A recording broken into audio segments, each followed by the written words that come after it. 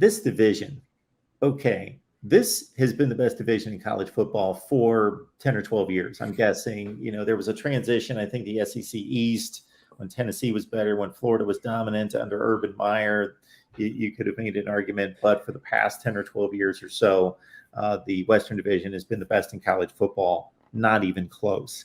But I don't know if it's been this good, even though LSU's down, Auburn's down. And when I say this good, maybe not at the top, but all the way through, there was always somebody to push around. Arkansas was awful for 3 or 4 years. There was always somebody to push around. There's nobody to push around now. Everybody's good. Everybody's good in the end. If there's going to be anybody, it might be Auburn this year, but I'm not convinced that they're going to be that bad. I still think that they're loaded with talent and going to be, if they went and played somewhere else in pretty much any other division in college football, except maybe the Big Ten East, they might have a shot to win the thing. Like, that's how deep this division is. It's 1 through 7. Yeah, you look at that Arkansas, and you mentioned them being bad for the last couple of years.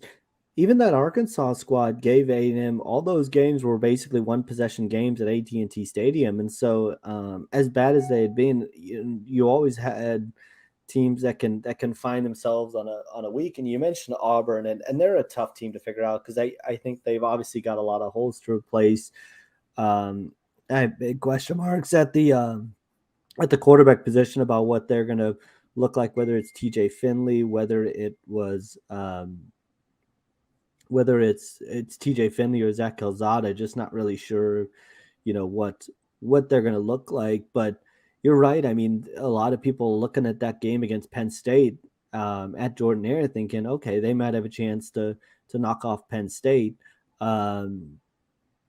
And so, but you're right. Even the depth, I think LSU is going to be competitive. I think LSU is going to be very competitive this year with Miles Brennan or Garrett Nussmeier. I would caution people. I watched Garrett Nussmeier in high school, and he put on one of the best performances I had seen in a game between Marcus and Flower Mound, which is a rivalry game. He absolutely destroyed Flower Mound.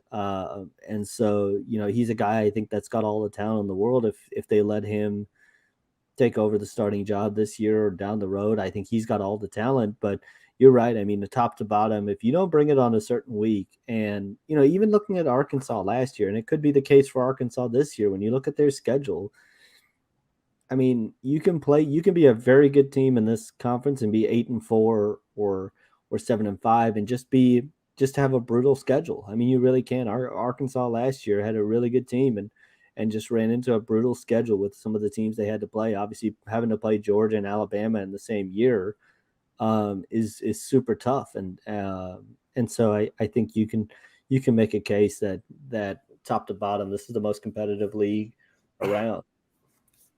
It's getting to a point with that division being as stacked as it is. And again, it's not even comparable across the nation. It's the best division in college football.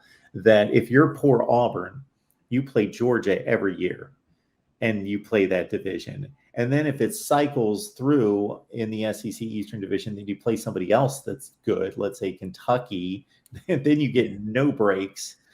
And you mentioned Arkansas. They went ahead and scheduled Cincinnati and BYU out of conference. Now, I think they're better than those two teams, but they're certainly dangerous games and difficult games, not games that you can say, okay, we're going to be shut down in the second half and playing our third and fourth stringers because we're playing Furman or someone, and we can rest up for the next game. That's going to be difficult to add those games onto what they have to struggle through in the SEC. And can you imagine? I mean, I know there's a point about UT here. Can you imagine if the SEC does end up going to 9 games, as is kind of being talked about, kind of the gauntlet that they're going to have to go through, and so it's going to be fascinating just on a week-to-week basis. Yeah, the Cincinnati Arkansas game is going to be a fascinating game. I think when you look at Cincinnati's just coming off a run to the playoffs. That's a team that was one of the top 4 teams in the country last year, and beat Notre Dame.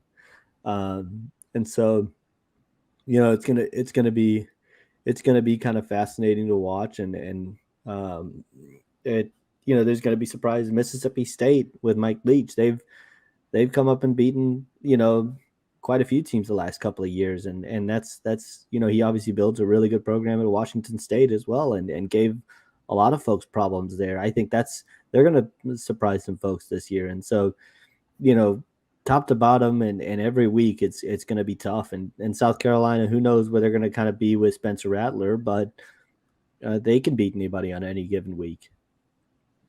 Yeah, Shane Beamer did a remarkable job last year. He played 4 starting quarterbacks. They all played 3 games, and he had nothing at quarterback, nothing that would had a graduate assistant playing. Graduate assistant. A GA started 3 games. Like none of those quarterbacks that played last year should be starting an SEC game, and he made it through a 13-game schedule and went 7-6 and won a bowl game.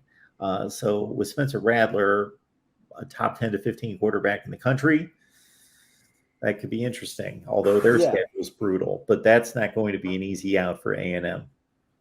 No, not at all. And it just and again, kind of going back to the A&M side, but that speaks to the point about A&M's got to travel to Mississippi State and to South Carolina. I don't think those are going to be easy games at all. And they've got the trip to Auburn later in the year. They're going to have to be much more consistent and dialed in, and because those are not easy trips to make. And I think everybody's going to be pretty competitive this year.